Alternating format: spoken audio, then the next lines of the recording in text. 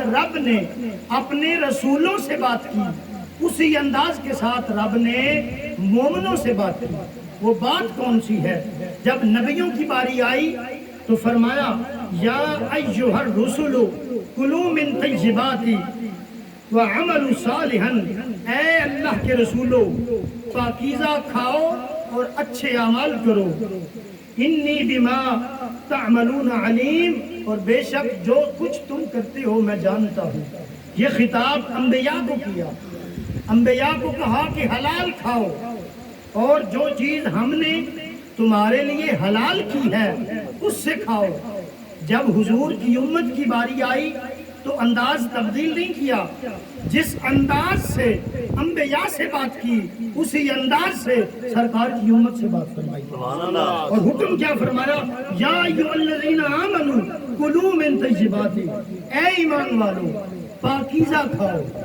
اے ایمان والو، آپ سوچ سکتے ہیں کہ انداز کلام خدا کتنا اعلیٰ ہے۔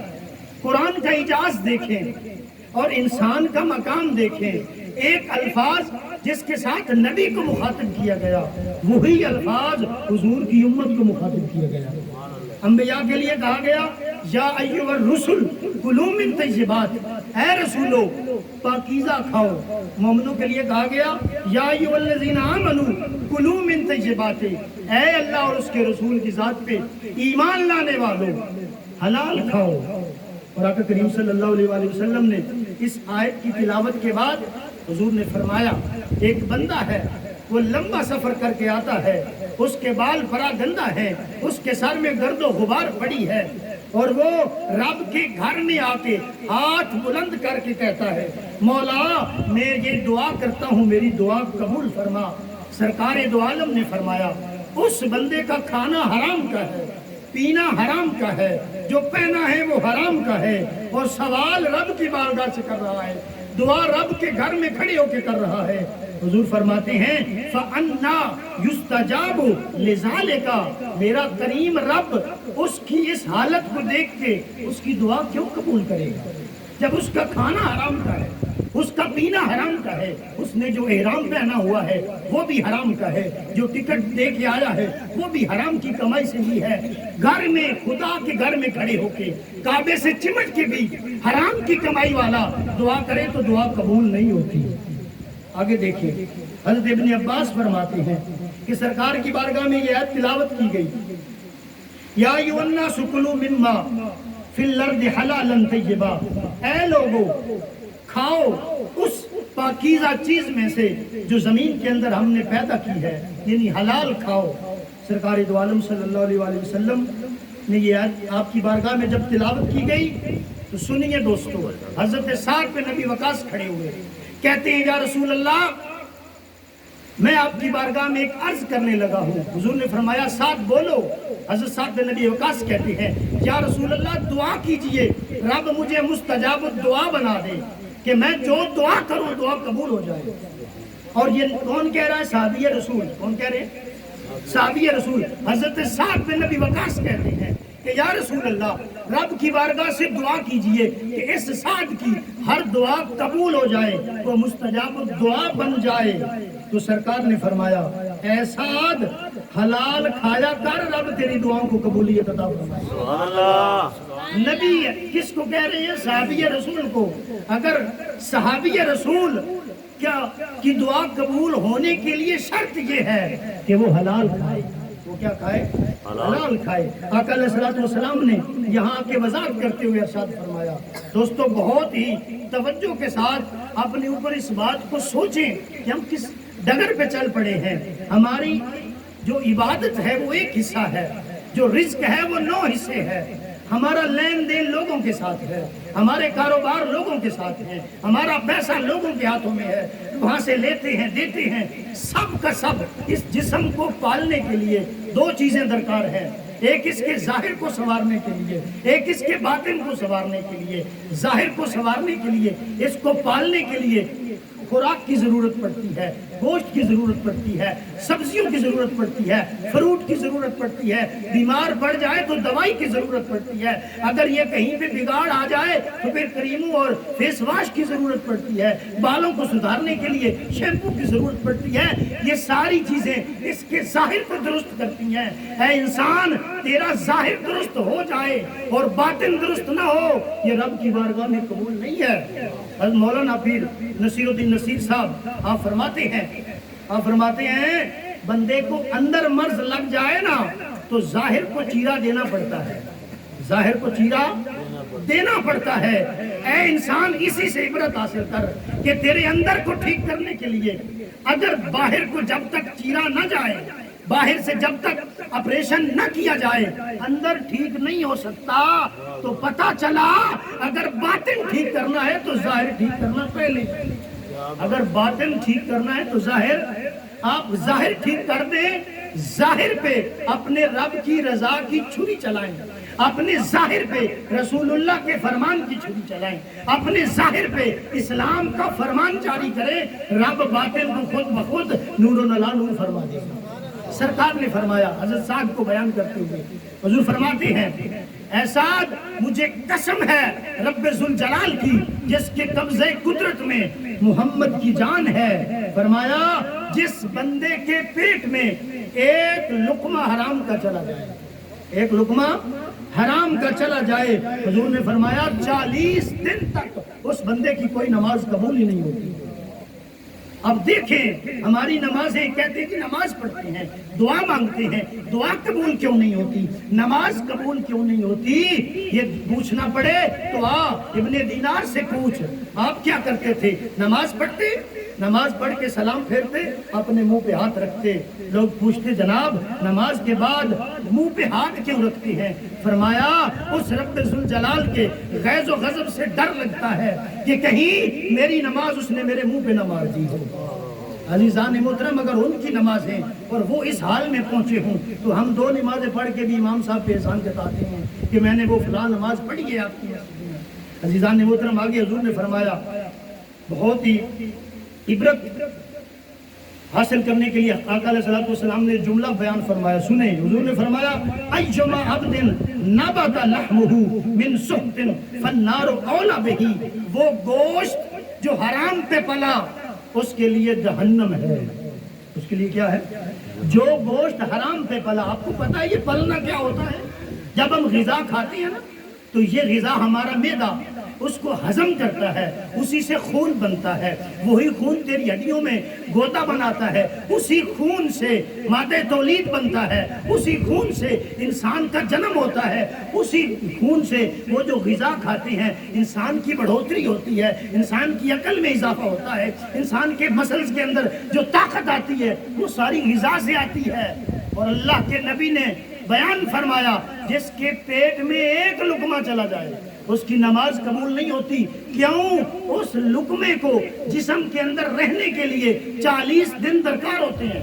کتنے دن درکار ہوتے ہیں؟ 40 دن کے بعد وہ باڈی سے فلٹر ہو جاتا ہے، وہ ختم ہو جاتا ہے، اس کا اثر ختم ہو جاتا ہے۔ سائنسدانوں نے جب اس پہ تحقیق کی کہ نبی نے یہ کیوں کہا کہ ایک لقمہ کھانے سے 40 دن کی نماز قبول نہیں ہوتی، تو رزلٹ یہ نکلا کہ 40 دن تک اس لقمے کا اثر رہتا ہے۔ اس لقمے کا کتنا تک اثر رہتا ہے؟ 40 دن تک۔ اور ایسے ہی نہیں فرما دیا عزیزان محترم، حضرت ابو ہریرہ رضی اللہ تعالیٰ عنہ آپ فرماتے ہیں کہ سرکار کی بارگاہ میں عرض کی گئی، یا رسول اللہ جہنم میں لے جانے والے اعمال کون سے ہیں؟ کون سے اعمال ہیں جو بندے کو جہنم میں لے جائیں گے؟ حضور نے 2 کی طرف اشارہ کیا، حضور نے فرمایا منہ اور شرمگاہ۔ عرض کی گئی یا رسول اللہ منہ کی وجہ سے کیسے؟ فرمایا حلال بھی ادھر سے ہی جاتا ہے، حرام بھی ادھر سے ہی جاتا ہے۔ اگر تو حلال کھائے گا تو رب تجھے جنت میں مقام بھی عطا فرمائے گا اور حلال کھانے والوں میں کھڑا کرے گا۔ اور فرمایا کہ یا رسول اللہ جنت میں لے جانے والے کون سے اعمال ہیں؟ حضور نے فرمایا رب کا خوف اور لوگوں کے ساتھ تیرا اچھا معاملہ، یہ بندے کو جنت میں لے جانے والے۔ آقا علیہ الصلوۃ والسلام غزوہ خیبر سے واپس لوٹ رہے ہیں، ایک صحابی حضور کے کچاوا باندھ رہا ہے، پلان باندھ رہا ہے، ادھر سے تیر آتا ہے، اس صحابی کو لگتا ہے، صحابی وہیں پہ شہید ہو جاتا ہے۔ صحابہ کرام کہتے ہیں کہ کتنا ہی اعلیٰ انسان ہے، کتنا مقام پایا کہ سرکار کی اونٹنی کا کچاوا باندھتے ہوئے اس کو شہادت نصیب ہوئی ہے۔ حضور نے فرمایا جس کا تم اتنا مقام بیان کر رہے ہو میں اسے جہنم میں دیکھ رہا ہوں۔ نبی کے اونٹ کا پلان باندھ رہا ہے، نبی کے اونٹ کا پلان باندھ رہا ہے، غیب سے تیر آتا ہے، کسی جانب سے آتا ہے، لگتا ہے وہ شہید ہو جاتا ہے۔ صحابہ کی نظر میں وہ اعلیٰ ہے، حضور کی نظر میں وہ اعلیٰ نہیں ہے۔ عرض کی گئی یا رسول اللہ یہ جنگ میں شریک تھا، آپ کا غلام تھا، آپ کی خدمت کرتا تھا۔ حضور نے فرمایا مال غنیمت سے اس نے ایک کمبل چوری کیا ہے، میں دیکھ رہا ہوں اسے کمبل کی آگ میں یہ دوزخ کے اندر لپٹا جا رہا ہے۔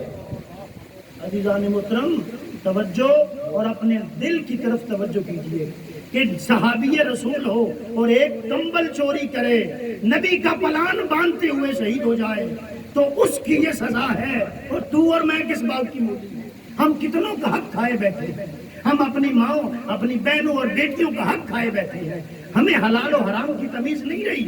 حضور نے فرمایا میری امت پہ وقت آئے گا کہ اس کو اس بات کی کوئی فکر نہیں ہوگی کہ جو میں کھا رہا ہوں یہ حلال ہے یا حرام ہے، اس کی کوئی فکر نہیں ہوگی۔ حدیث پاک ہے مسلم شریف کی کہ آپ کس کو فکر ہے؟ کبھی کسی نے کہا کہ یہ حلال کا ہے یا حرام کا ہے؟ حضرت امام احمد بن حنبل آپ حضرت امام شافعی کے پاس گئے، بعض روایت کے اندر آیا کہ حضرت امام شافعی حضرت امام احمد بن حنبل کے پاس گئے، بہرحال دو بزرگ ایک دوسرے کے پاس گئے۔ بزرگ جب گیا دوسرے کے پاس سیر ہو کے کھانا کھایا، رات کو سو گیا، حضرت امام احمد بن حنبل سو گئے تو صبح جب اٹھے فرمایا اتنا سیر ہو کے کھانا کھایا، وجہ کیا ہے؟ آپ فرماتے ہیں قسم ہے خدائے ذوالجلال کی مجھے کئی دن ہو گئے میں نے کھانا سیر ہو کے نہیں کھایا، تیرے پاس سے اس لیے سیر ہو کے کھایا، مجھے یقین تھا کہ شافعی کے دسترخوان پہ حرام کا لقمہ نہیں آ سکتا۔ دوستہ ایک ایک لقمہ دیکھنا پڑتا ہے کہ حلال کا ہے کہ حرام کا ہے۔ اگر تیری نماز کے اندر سستی آ گئی ہے، اگر تیرے نیک اعمال کے اندر سستی آ گئی ہے تو دیکھ کہیں تو نے حرام کا لقمہ تو نہیں کھایا، کیونکہ حرام کا لقمہ چلا جائے تو نورانیت پہ یہ اثر ہوتا ہے کہ انسان نماز سے اکتانے لگتا ہے، انسان نیک اعمال سے اکتانے لگتا ہے، انسان کو دین کی بات بھاری لگتی ہے اور اس کو گانا باجا آسان لگتا ہے۔ اس کی وجہ کیا ہے؟ اندر حلال نہیں ہے۔ اگر اندر حلال ہو جائے اور ایک لقمہ بھی اگر حرام کا جائے تو وہ میں نے آپ کو بتا دیا کہ سرکار نے فرمایا اس بندے کی 40 دن تک نماز قبول نہیں ہوتی۔ اور میں اپنی کلام کا اختتام اس حدیث پہ کروں گا کہ شفیع معظم شافی روز جزا محمد مصطفیٰ صلی اللہ علیہ وآلہ وسلم نے ارشاد فرمایا رب کی بارگاہ میں ہر بندہ 4 سوالوں کے جواب دے گا۔ کتنے سوالوں کے؟ 4 سوال۔ باقی سوال فرشتے قبر میں کریں گے، کچھ سوال جو ہیں وہ اس کے پلشرات پہ ہوں گے، اور رب جو بندے سے سوال کرے گا وہ 4 ہوں گے۔ اور کوئی حضور کی امت کا پہلی امتوں کا کوئی ایسا بندہ نہیں جس سے رب بذات خود سوال نہ کرے، اور وہ 4 سوال ہوں گے۔ عرض کی گئی یا رسول اللہ وہ 4 سوال کون ہیں، کون سے ہے؟ حضور نے فرمایا پہلا سوال عمر کے بارے میں پوچھا جائے گا کہ میں نے تجھے عمر عطا کی، بتا ساری زندگی کس کھاتے لگا کے آیا ہے؟ اب اپنے آپ پہ غور کیجئے، میں غور کرتا ہوں، مل کے غور کرتے ہیں، اپنی اصلاح کی کوشش کرتے ہیں کہ زندگی کہاں گزار رہے ہیں۔ اگر یہ سوال آج کوئی کرے تو جواب کیا ہے؟ اگر اس دور میں زندہ ہوتے ہوئے تیرے پاس اس سوال کا جواب نہیں ہے تو پھر تیاری کر لے، وقت ابھی تک موجود ہے۔ حضور نے فرمایا پہلا سوال ہوگا، رب خود بندے پہ رحمت کی چادر کے گھیرے میں لے کے، کوئی دوسرا بندہ سننے والا نہیں ہوگا، رب اور بندے کا معاملہ ہوگا۔ رب 4 سوال کرے گا، ایک قدم بھی بندہ تب تک نہیں اٹھا سکتا جب تک ان 4 سوالوں کے جواب نہ دے لے۔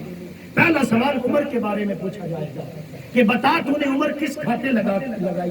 دوسرا سوال عمر کے اندر ایک حصہ جوانی کا ہے جو 18 سال سے لے کے 40 سال کا عرصہ بنتا ہے، اور اس جوانی کے بارے میں پوچھا جائے گا کہ میں نے تجھے جوانی عطا کی جب تیرے نین پران ٹھیک تھے، جب تیرے اعضاء مضبوط تھے، جب تیری ہڈیوں میں گودا تھا، تب تو مجھے سجدہ کرنے نہیں آیا، اور جب تو زمین پہ سر رکھنے کے قابل نہیں ہو رہا اور صرف چیئر پہ بیٹھ کے، کرسی پہ بیٹھ کے نماز پڑھنے کا عادی ہو گیا، ساری زندگی تو نے مجھے سجدہ ہی نہیں کیا۔